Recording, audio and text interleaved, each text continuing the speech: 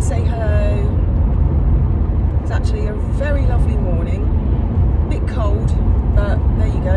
It is nearly the end of September. So, wondering what today is going to have in store for me. I'm wondering what sort of people I will meet today.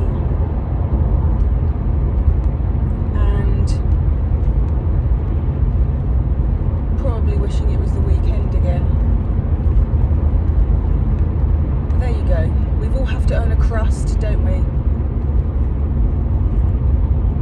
So I just want to say hello to all of the van dwellers out there, because you must be waking up this morning a little bit cooler. So I hope your diesel heaters are working, or whatever it is that you use to keep you warm. Log burner, multi-fuel burner, and just saying hello to Kate, the wild thing.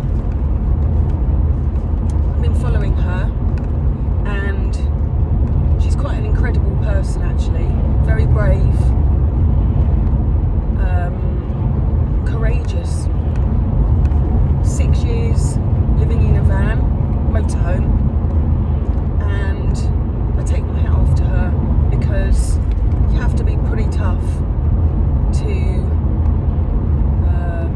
deal with all of the things that life throws at you.